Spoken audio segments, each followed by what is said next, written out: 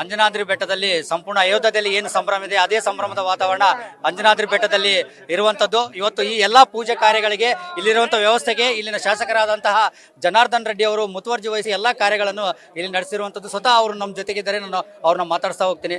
Sir, ಇವತ್ತು ಅಯೋಧ್ಯೆಯಲ್ಲಿ ಏನು ಸಂಭ್ರಮದ ವಾತಾವರಣ ಇದೆ ಅದು ಇವತ್ತು ಹನುಮನ ನಾಡಿನಲ್ಲಿದೆ, ಇದ್ರ ಬಗ್ಗೆ ತಾವು ಏನ್ ಹೇಳ್ತೀವಿ? ನಿಜವಾಗ್ಲೂ ಕೂಡ ನಾನು ಈಗಾಗಲೇ ಹೇಳಿದಾಗೆ ಅಯೋಧ್ಯ ಪುರುಷೋತ್ತಮ, ಮರ್ಯಾದಾ ಪುರುಷೋತ್ತಮ ಶ್ರೀರಾಮಚಂದ್ರರ ಆ ಬಾಲರಾಮನ ರೂಪದಲ್ಲಿ ಏನಿವತ್ತು ಪ್ರತಿಷ್ಠಾಪನೆ ಆಗಿದೆ. 500 ವರ್ಷಗಳ ಇಡೀ ನಮ್ಮ ಭಾರತೀಯರ ಹಿಂದೂಗಳ ಒಂದು ಆಸೆ ಆಶೋತ್ತರಗಳು ಇವತ್ತು ಸನ್ಮಾನ್ಯ ಪ್ರಧಾನಮಂತ್ರಿ ಮೋದಿಜಿ ಅವರು ಪ್ರತಿಷ್ಠಾಪನೆ ಮಾಡೋದ್ರ ಮೂಲಕ ಇಡೀ ಪ್ರಪಂಚದಲ್ಲೇ ಎಲ್ಲರೂ ಕೂಡ ಖುಷಿಯಾಗುವಂಥ ಒಂದು ಸಮಯ. ವಿಶೇಷವಾಗಿ ರಾಮಲಲ್ಲ ಮೂರ್ತಿ ಪ್ರತಿಷ್ಠಾಪನೆ ಆಗ್ತಾ ಇದೆ ಅಂತಂದ್ರೆ ಅದಕ್ಕೆ ಸಂತೋಷ ಪಡೋ ಭಗವಂತ ಅಂದ್ರೆ ಹನುಮಂತ.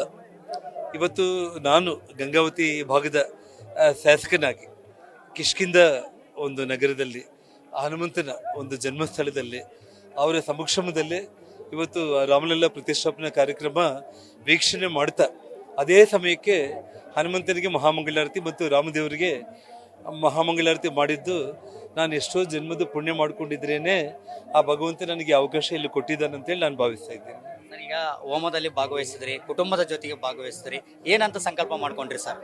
ನೋಡಿ, ಭಗವಂತನ ಈ ಸೇವೆ ನಿರಂತರವಾಗಿ ನಾನು ಕೊನೆಯ ಉಸಿರು ಇರೋವರೆಗೂ ಕೂಡ ನನಗೆ ಅವಕಾಶ ಮಾಡಿಕೊಟ್ಟು ಯಾವತ್ತಿಗೂ ಈ ಹನುಮಂತನ ಸೇವೆ ಮಾಡೋದ್ರ ಮೂಲಕ ಇಡೀ ನನಗೆ ಆ ಸಂತೋಷ, ಆ ಮನಸ್ಸಿಗೆ ಏನು ಅನಿಸಿದೆ ನಾನು ಅದನ್ನು ಹೇಳಲಿಕ್ಕೆ ಸಾಧ್ಯನೇ ಇಲ್ಲ. ಲೋಕ ಕಲ್ಯಾಣಕ್ಕೋಸ್ಕರ ಒಳ್ಳೆ ಒಳ್ಳೆ ಕೆಲಸಗಳನ್ನ ಮಾಡೋದಕ್ಕೆ, ಒಂದು ಧಾರ್ಮಿಕ ಕೆಲಸಗಳಾಗಿರ್ಬೋದು, ಬಡವರ ಪರ ಒಂದು ಒಳ್ಳೆ ಸೇವೆ ಮಾಡೋದಕ್ಕೆ ನಾನು ಕೊನೆಯ ಉಸಿರಿರೋವರೆಗೂ ಆ ಹನುಮಂತ ಶ್ರೀರಾಮಚಂದ್ರ ಇಬ್ಬರು ನನಗೆ ಶಕ್ತಿಯನ್ನು ಕೊಡಲಿ ಅಂತೇಳಿ ಇವತ್ತು ಲೋಕ ಕಲ್ಯಾಣಕ್ಕೋಸ್ಕರನೇ ನನ್ನನ್ನು ಆರೋಗ್ಯ ಆಯುಷ್ಯ ಕೊಟ್ಟು ನನ್ನಲ್ಲಿ ಒಳ್ಳೆ ಒಂದು ಬುದ್ಧಿ ಜ್ಞಾನವನ್ನು ಜೊತೆಗೆ ಸಾರ್ವಜನಿಕರಿಗೆ ಒಳ್ಳೆ ಸೇವೆಯನ್ನು ಮಾಡೋದಕ್ಕೆ ಅವ್ರು ನನಗೆ ಆ ಭಗವಂತನ ಆಶೀರ್ವಾದ ಕೊಡಬೇಕು ಅಂತೇಳಿ ಇವತ್ತು ನಾನು ಸಂಕಲ್ಪ ಮಾಡಿದ್ದೇನೆ. ಈಗ ಗಂಗಾವತಿಯ ಅಭಿವೃದ್ಧಿ ಮತ್ತು ಅಂಜನಾದ್ರಿ ಅಭಿವೃದ್ಧಿ ಬಗ್ಗೆ ಏನಂತ ನೀವು ಕನಸನ್ನು ಕಟ್ಕೊಂಡಿರಿ ಸರ್ ಅಂತ? ನಾನು ಮೊದಲಿಂದ ಕೂಡ ನಾನು ತಮ್ಮಲ್ಲಿ ಹೇಳಿದೆ. ನಾನು ಇಲ್ಲಿ ಚುನಾವಣೆಗೆ ನಾನು ಬರೋ ಪೂರ್ವದಿಂದ ಕೂಡ ನಾನೊಂದು ಮಾತನ್ನು ಹೇಳ್ತಾ ಇದ್ದೆ.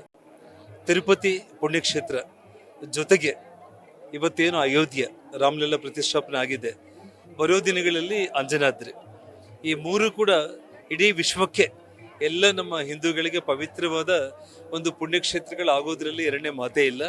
ಹಾಗಾಗಿ ಅಂಜನಾದ್ರಿ ಕೂಡ ತಿರುಪತಿ ಅಯೋಧ್ಯ ಮಾದರಿಯಲ್ಲೇ ಆ ಮಟ್ಟಕ್ಕೆ ಇವತ್ತು ರಾಜ್ಯ ಮತ್ತು ಕೇಂದ್ರ ಸರ್ಕಾರಗಳ ಸಹಕಾರದಿಂದ ನಾನು ಖಂಡಿತವಾಗ್ಲೂ ಕೂಡ ಮಾಡೇ ಮಾಡ್ತೀನಿ ಅನ್ನೋಂಥ ಒಂದು ನಂಬಿಕೆ ನನಗಿದೆ. ಮತ್ತೆ ಈಗ ಅಂಜನಾದ್ರಿಯಿಂದ ಅಯೋಧ್ಯೆಗೆ ಹೋಗೋದು ಯಾವಾಗ ಸರ್ ನೀವು ಅಂತ? ನಾನು 48 ದಿವಸಗಳಿಗೆ ಮಂಡಲ ಪೂಜೆ ಆಗುತ್ತೆ.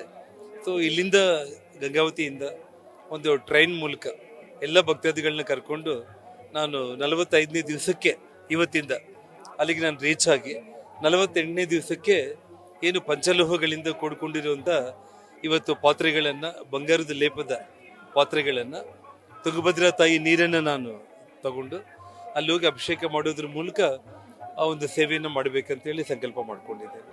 ಇದು ಜನಾರ್ದನ್ ರೆಡ್ಡಿ ಅವರ ಮಾತು. ನಾನು ಸಂಕಲ್ಪ ಮಾಡಿದ್ದೇನೆ, ಇಲ್ಲಿಂದ ನಾನು 45 ದಿನಗಳ ಕಾಲ ಪೂಜಾ ಕಾರ್ಯಗಳನ್ನು ಮಾಡಿ ಅಯೋಧ್ಯಕ್ಕೆ ತೆರಳುತ್ತೇನೆ ಮತ್ತು ಏನು ಅಯೋಧ್ಯೆ ಮಾದರಿ ಅಭಿವೃದ್ಧಿ ಆಗಿದೆ ಅದೇ ಮಾದರಿಯಲ್ಲಿ ನಾನು ಅಂಜನಾದ್ರಿಯನ್ನು ಕೂಡ ಅಭಿವೃದ್ಧಿ ಮಾಡುತ್ತೇನೆ ಎಂದು ಸಂಕಲ್ಪ ತೊಟ್ಟಿರುವಂಥದ್ದು. ಕ್ಯಾಮ್ರಾಮನ್ ಹನುಮಂತು ಜೊತೆಗೆ Raju BR, News First, Koppal.